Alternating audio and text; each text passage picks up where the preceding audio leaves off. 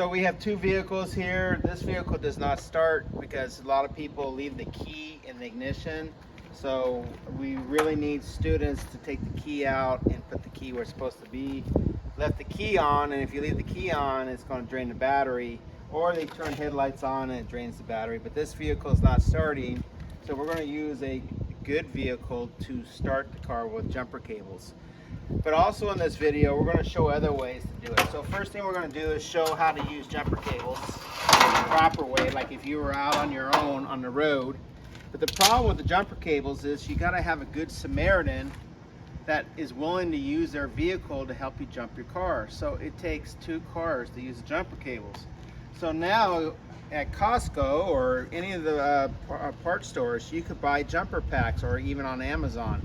And these are getting very common in the marketplace as a replacement to these. And what's nice is you're self-sufficient. You don't have to rely on a good Samaritan to give them to give you the access to their car. You're on your you can do it yourself.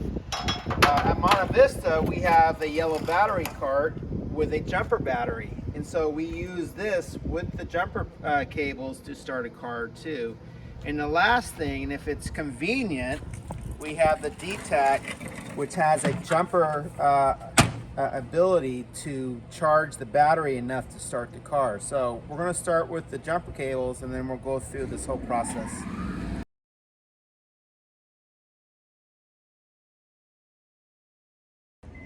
So I'm going to go ahead and try to start this Honda. Push the clutch to the floor, which is the left pedal. Try to start it, nothing. Okay, so somebody left the key in the ignition and drained the battery. So you really need to take the key out, especially if you're doing alignment. You really need to take this key out when the car is not being used. Okay, so I have a car that's dead. We're going to use jumper cables to start this. So I have a battery here. This is one of our better cars in the shop. It's a Honda Accord. And students really get confused because a lot of times this red grommet that covers the positive post is missing. And so when this is missing, it's just a black cable. So if this was missing, like if I cover my hand, it's a black cable and a black cable going to the battery. So the first thing you could do is look for the negative symbol, and that would be the negative terminal, which is always black, and then the positive cable would be positive, which will always be red. But there's another way I want my students to identify negative and positive, especially if it's one of the cars that have black cables going to both. The negative cable is real easy to identify. It's going to go somewhere that and bolt up to where it's ground, which is some part of the body. This one probably goes all the way down and bolts onto the engine or the transmission down here. So this one goes underneath and bolts right to the engine. So the whole car is connected to the negative cable. But the easy way to identify it is follow it to the where it bolts up to the car. The positive cable is going to go three places. It's going to go down to our starter here. It's going to go over to a fuse box over here. And then it's going to go all the way over to my alternator right here. So the positive cable, oh, actually right here. The positive cable is going to go to the alternator, the fuse box, and the starter. The negative cable is going to bolt up to the body and to the engine, someplace that's a good ground, anything that is a metal. Okay, so I have my cable stretched out, and I want to emphasize it's really important that the positive and negative terminals on each side never come close to each other when you're using a jumper cable. You always want to start with the dead car and go to the live car. So first thing I'm going to do is positive. I'm going to grab my positive and I'm going to go to my dead car, and I'm going to hook that right up to my positive terminal here and make sure I get a nice good connection. You have to peel back a lot of times the dust boot or the grommet there. Then I'll go grab my positive cable to my live car, which is the car that is charged, and I'm going to hook that up right to a good place on my terminal for my positive cable. Then I'm going to go and I'm going to hook up my negative. Okay, the negative on the dead car, this is the car that doesn't start, you go right to the battery, okay? Now, I have the last lead is the negative to the live car, but here's the thing. You don't want to hook this up until you start the car, because if you hook this up, you're draining the battery without it being charged. So I want to have the car running before I ever hook this on. So I'm going to go ahead and start the Sienna that we have here. And you're working in an environment where people aren't, like if you're doing it on the road, sometimes people aren't confident. Make sure your parking brake's set on both cars. And if it's a stick shift, make sure you're in neutral. And I'm going to show you with the dead car. And now I'm going to go and hook up my negative. But here's the thing. You don't want to hook the negative up to the battery. You want to hook it away from the battery on some place where it's a good piece of metal. So I have a nice bolt right here, an exhaust manifold, really accessible. So you can see the spark. That's why you don't want to hook this up to the battery, okay? You want to hook this up away from the battery. So let me get a better grip on this. There we go. Hook this up away from the battery because you don't want the sparks anywhere here in case there's any kind of hydrogen gas that could cause an explosion. This car up for like 2 minutes. And what I'm doing right now is this alternator, the alternator is not only charging the battery of the good car, but it's charging the battery of the dead car as well. So rev this to like 2,000 RPM for like 2 minutes.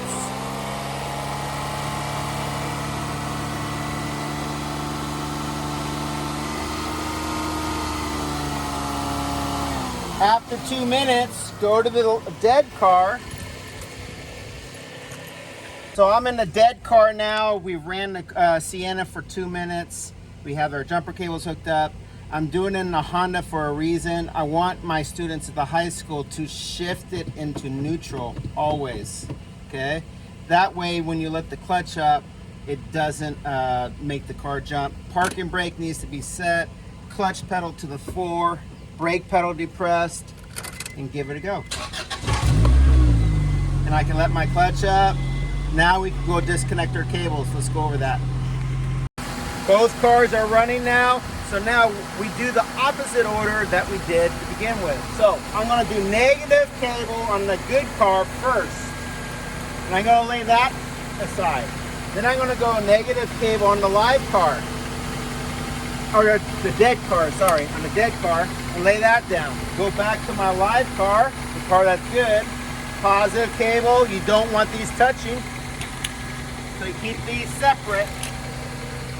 And then the positive cable on the car that was dead, and we're done. I always want my students to roll these up. And then we keep the jumper cables always in the yellow part, right here.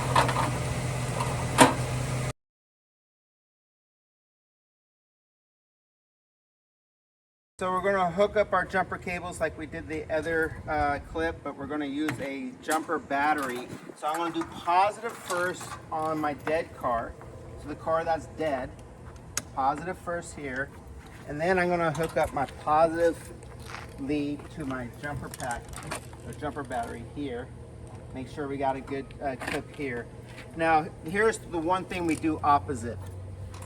Normal, I showed you on the car that was an example, you hook this up last, but because we're using a jumper battery, I hook this up to the negative post of the jumper pack. And then the last lead is the negative, and you hook this away from the battery on a good ground. And now we're ready to go ahead and start our car. So again, exactly the way we did it before, except that I hooked the dead lead up last on a negative cable.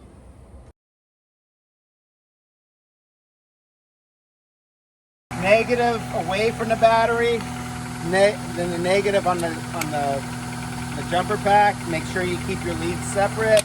Okay. Then we're going to go positive, and then roll these up and put them in the yellow cart for the next use.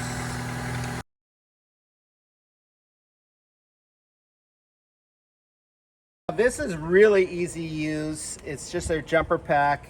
You're going to turn the little switch here that's on and off to on. So you hit this button and that tells you your ability to charge. Now these are digital. This is a little older, so the switch must be on. Check your charge level.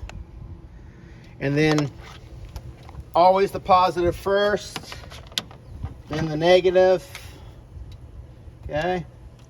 And these you could hook straight up to the battery. Sometimes it doesn't work on a negative cable. Well, then you might want to go to a good ground and then go start your car. It's real easy to do.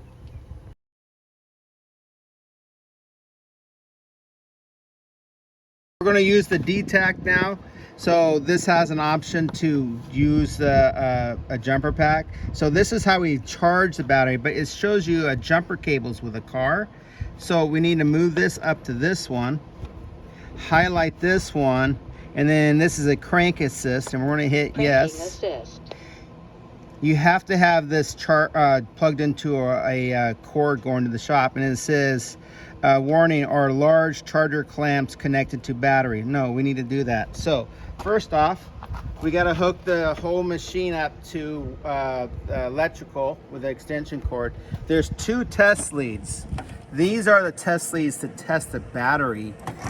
These thicker ones are the test leads to jumper battery or to use on a car. So we're going to hook this up right here to the positive. Hook this up to the negative. It's not going to spark on you until we hit yes. So now it wants just to tell us what the type of battery it is. It's a regular battery.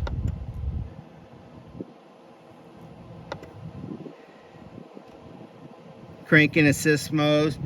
Okay, so we had to wait till we see press to begin boost charge. So it took about 2 minutes for this to come up because it actually was testing our battery to see if our battery was dead. So go ahead and hit next.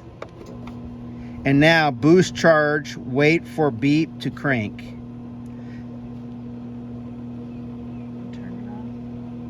There we go. So I have it in neutral, clutch is depressed, brake is depressed, and the parking brake's on.